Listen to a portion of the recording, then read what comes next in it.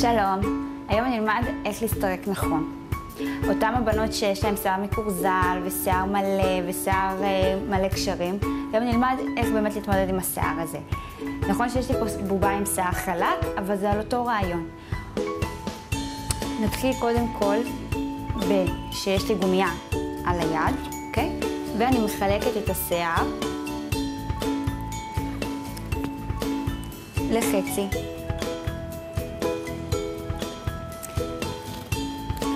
בנות שיש להן שיער שהוא נוטה יותר לקשרים, מולד שהשיער יהיה על מרכך או על קרם או על שמן הכי פשוט, בכדי שהשיער יהיה יותר קל.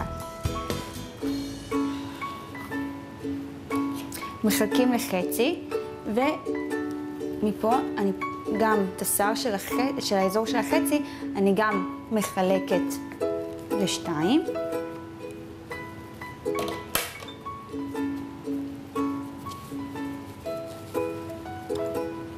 לוקחת את המברשת, וממש בעדינות אני שמה את היד על הראש של הילדה, ומתחילה קודם כל בקצוות.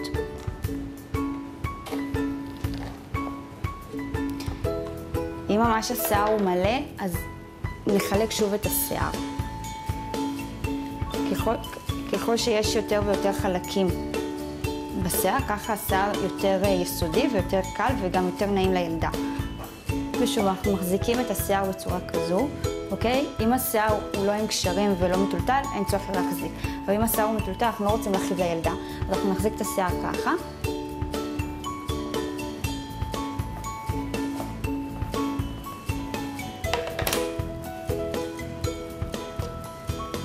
ונעבור לחלק השני. הסירוק צריך לבוא מהקרקפת, אוקיי? ממש אנחנו נכנסים פנימה לתוך השיער. סירוק מזויף זה סירוק שאנחנו בעצם רק משחקים את הקצוות, ואנחנו לא רוצים שזה יהיה פה. אנחנו רוצים שהסירוק יהיה יסודי.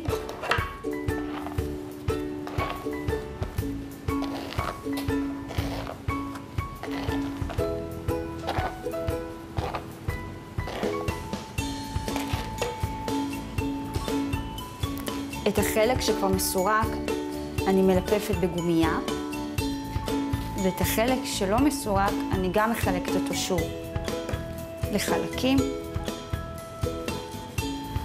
הרעיון בסירוק, נכון, זה לחלק את השיער לחלקים, וכל חלק לסרק אותו ביסודיות. זאת אומרת, כלפי מעלה וגם חיצוני וגם פנימי,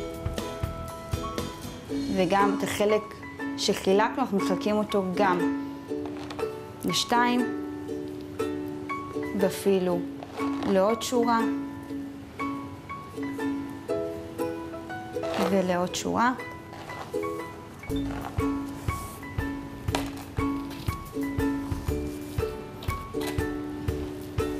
ככל שניגע בכמה שיותר אזורים בשיער, ככה הסירוק, ככה השיער יהיה בעצם יותר בריא, והצמיחה של השיער תהיה הרבה יותר מהירה.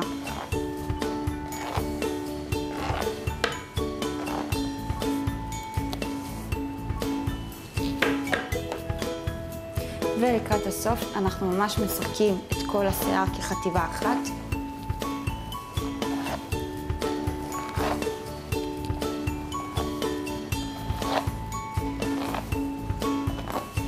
כשהשיער מסורק, ככה יותר קל לעשות קוקו לילדה, לעשות לה צמות.